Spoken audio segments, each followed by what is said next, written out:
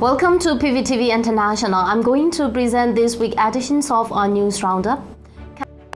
Cabinet news. Ethnic liberation movement Symbolize collapse of military dictatorship, sets NUG acting president. Acting president of the National Unity Government, Duwale Shilar, emphasized the significance of ethnic liberation movement in symbolizing the collapse of the military dictatorship during a cabinet meeting on July 16. He highlighted the importance of strengthening and expanding this movement to accelerate the resistant war of the Spring Revolution. We can see that ethnic liberation struggles can be won while rooting out the military dictatorship.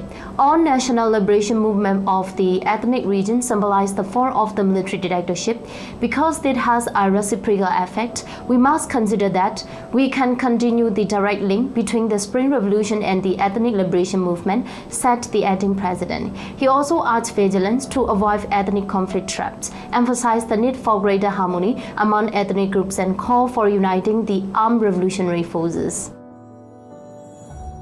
NUG Prime Minister urges effective use of tax revenue for revolution. National Unity Government Prime Minister Mawin Kaidan, during a Central Committee for Interim Implementations of Public Administration meeting in July 18, urged the committee to effectively meet the revolution basic need using the taxes currently being collected.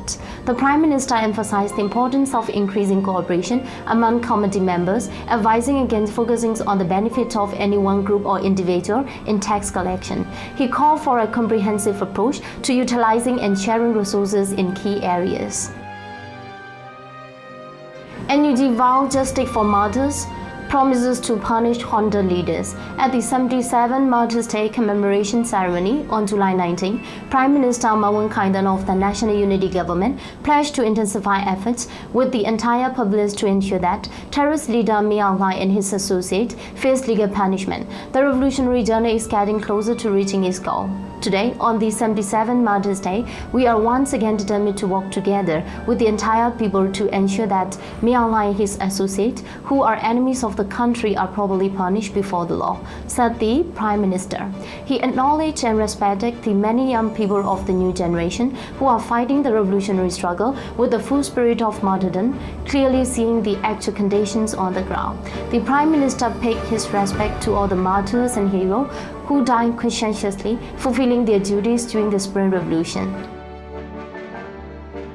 Ministry of Home Affairs and Immigration, NUG launches investigation into teenagers' death in Sagaing region. On July 13, the Ministry of Home Affairs and Immigration of the National Unity Government announced an investigation into the death of 17-year-old Myanmar from Sagaing village, Wallet Township, Chwebo District, Sagaing region. The teenager was found dead near the village cemetery. Myanmar sustained severe injuries, including neck laceration, forehead laceration, elbow laceration, and puncture wounds on his right arm. His father has lodged a formal complaint with the People's Police Station in Wallet Township. The police have opened a case under Part 12/2024, Section 302/392 of the Penal Code and are currently working to uncover the circumstances surrounding his death in accordance with established procedures. Over 7,300 women killed during Spring Revolution, NUG reports. The Ministry of Women, Youth and Children Affairs of the National Unity Government announced on July 16 that over 7,300 women have died during the Spring Revolution, based on statistics collected from February 2021 to June 30, 2024. The yearly breakdown of female deaths is as follows: 106 in 2021, 314 in 2022, 599 in 2023, and 6,303 from January to June 30, 2024. The first half of 2024 has seen the highest number of deaths in any 6-month period. In 2024, January saw the highest number of female deaths, followed by March, May, and June. The regions with the most female deaths in 2024 are Sagaing, followed by Mukui and Shan State. Over 800 830 children killed during Spring Revolution, NUG reports. The Ministry of Women, Youth and Children Affairs of the National Unity Government announced on July 16 that over 830 children have been killed during the Spring Revolution, comprising 11.4% of the total deaths since February 2021. The report detailed the annual child death tolls: 95 in 2021, 177 in 2022, 355 in 2023, and 205 from January to June 30, 2024. Among 205 child deaths in 2024, 58.9% were boys, 31.4% were girls, and 9.7% were unspecified. In 2024, Sagaing region reported the highest number of child deaths, followed by Shan State and Rakhine State. Ministry of Humanitarian Affairs and Disaster Management, NUG Ministry urges preparations for urban welfare and military escalation. The Ministry of Humanitarian Affairs and Disaster Management announced on July 17 that preparations are necessary to mitigate damage from military escalation and urban welfare across the country. Residents in urban neighborhoods, particularly those in high-rise buildings and areas where digging boom pits and trenches is difficult, are encouraged to organize emergency shelters in their yards. The ministry advises using available materials to create this shelter to enhance safety during conflicts. Ministry of Defense, NUG Defense Minister visits Kolin District to boost morale. On July 18, the 2nd Battalion of Kolin District announced that Union Minister of Defense Uyimon of the National Unity Government visited the People's Defense Force in Kolin District more than 2 months ago. During his visit, he met with frontline soldiers, offering encouragement and providing necessary instruction to support their efforts.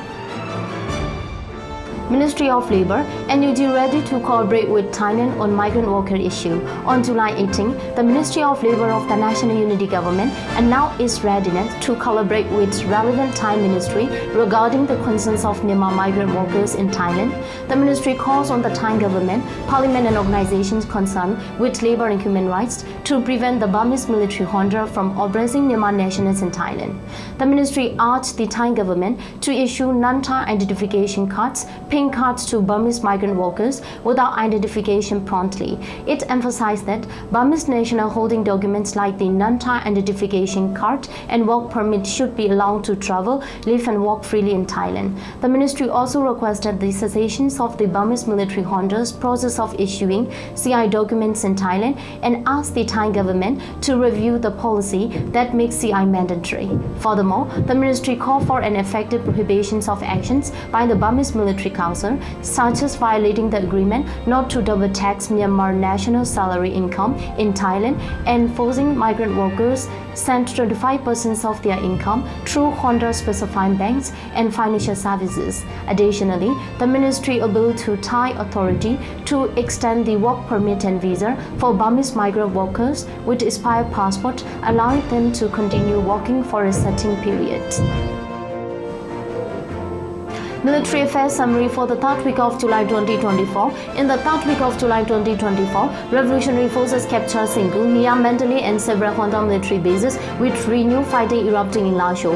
The Mandalay People Defense Force (PDF) seized a junta camp at the Alpha Cement Factory in Media Township, Mandalay region, along with 28 other junta camps in the township.